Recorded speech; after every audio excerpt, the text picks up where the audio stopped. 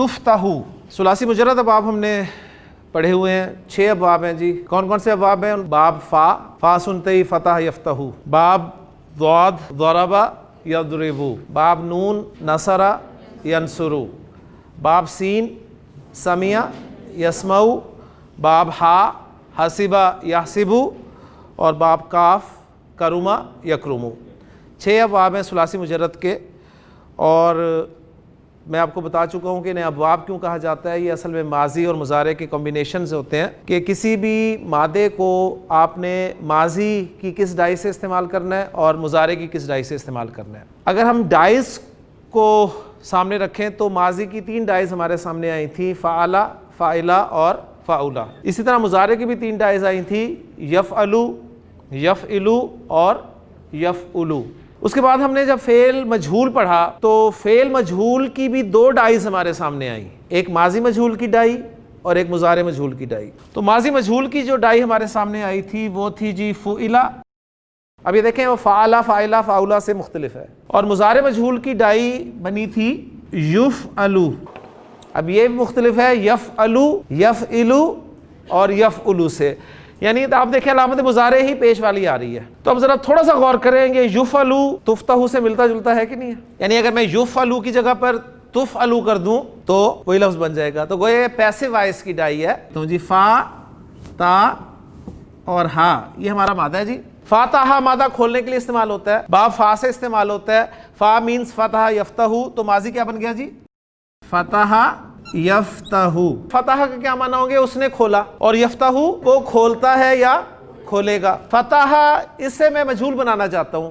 تو مجہول بنانے کا میں نے آپ کو یونیورسل رول بتایا ہوا ہے کہ آخری حرف کو آپ نے چھیڑنا نہیں ہے، آخری کو چھیڑا نہیں، پچھلے کو چھوڑا نہیں، اسے زیر دی، اور پیچھے جتنے بھی حرکت والے حروف ہیں ان کی حرکتوں کو پیش حرکت سے بدل دیا. تو یہ بن گیا فتح. تو فتح کے کیا معنی ہوں گے؟ فتح اس نے کھولا، فتح اس کو کھولا گیا. یفتح ہوا فعل مضارع ہے، اس سے ہم مجہول بنانا چاہتے ہیں. تو اس میں جو فارمولہ تھا یونیورسل وہ یہ تھا کہ آخری کو چھیڑنا نہیں ہے، پچھلے کو چھوڑنا نہیں، اس پہ زبر لگانی ہے. لگی تھی لیکن مٹا کے لگائی آپ نے تاکہ پتہ چلے کہ رول اپلائی ہوا ہے.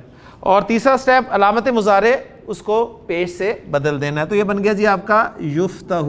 تو فتح یفتح، یفتح وہ کھولتا ہے یا کھولے گا، اور یفتح اسے کھولا جاتا ہے یا اسے کھولا جائے گا.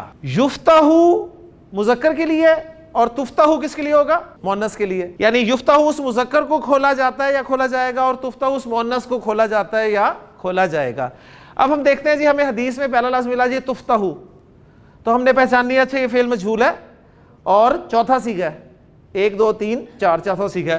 تو گویا کوئی مؤنث چیز ہے جس کے کھولے جانے کی بات کی جا رہی ہوگی. اب سب نے فرمایا کہ تفتح ابواب الجنتی. ابواب الجنتی کون سا مرکب ہے؟ مرکب اضافی. ماشاءاللہ. مرکب اضافی میں کون کون سے اجزاء ہوتے ہیں؟ مضاف اور مضاف الیہ. مضاف کون ہے؟ ابواب، اور مضاف الیہ الجنہ.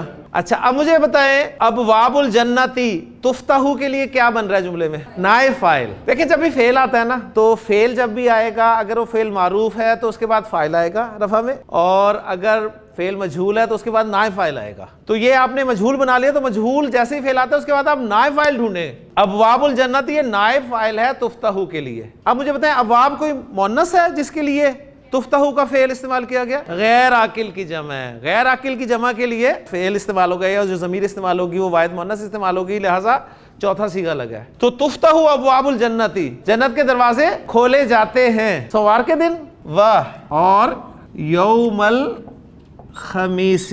یوم الخمیس جو ہے یہ جمعرات کا دن ہے. کہ آپ نے فرمایا کہ تفتح ابواب الجنت یوم الاثنین و یوم الخمیس. آپ نے فرمایا کہ جنت کے دروازے ان 2 دنوں میں کھولے جاتے ہیں، پیر کا دن اور جمعرات کا دن. پھر آپ نے فرمایا فَيُغْفَرُ. یغفر 4 ڈائز آپ نے پڑھی ہیں فعل مضارع کی، یفعل، یفعل، یفعل، یفعل. اس میں سے فٹ کر کے دیکھ لیں کس پہ آ رہی ہے؟ یفعل یعنی مجہول ڈائی. تو غفر یغفر کے معنی ہوتے ہیں بخش دینا، بخشنا. یغفر وہ بخشتا ہے یا بخش دے گا، یغفر اس کو بخش دیا جاتا ہے یا بخش دیا جائے گا. فیغفر پس بخش دیا جاتا ہے، بخش دیا جاتا ہے لکل عبد ہر بندے کے لیے، ہر بندے کے لیے بخش دیا جاتا ہے. کیا بخش دیا جاتا ہے؟ مفعول ایسی صورتوں میں ہڈن ہوتا ہے، یعنی اس کے گناہوں کو بخش دیا جاتا ہے. ہر بندے کے لیے اس کے گناہوں کو، یہ مفعول اصل میں آتا تھا جس کو ہڈن کر دیا گیا، تو آسانی کے لیے ہم کہتے ہیں تو ہر بندے کو بخش دیا جاتا ہے، یعنی بندے کو بخش دیا جاتا ہے وہ نہیں، اصل میں گناہوں کو بخش دیا جاتا ہے. تو غفر یغفر کے بنیادی معنی ہوتے ہیں کسی چیز کو ڈھانپ دینا، کسی چیز کو کور کر دینا. تو گویا اللہ تعالیٰ جب گناہوں کو معاف کرتا ہے تو گویا وہ پردہ ڈال دیتا ہے اس کے اوپر. تو فَيُغْفَرُ لِكُلِّ عَبْدٍ، تو ہر بندے کو بخش دیا جاتا ہے. کون سا بندہ؟ جس نے اللہ کے ساتھ کسی بھی چیز کو شریک نہیں کیا ہو، الا سوائے. لیکن اگر کوئی ایسا شخص ہے جس نے شریک بھی نہیں کیا ہو اللہ کے ساتھ کسی کو، اگر اس میں اگلی بیماری یا برائی پائی جا رہی ہے تو اس کی بھی بخشش نہیں ہوتی. وہ اگلی بیماری کیا؟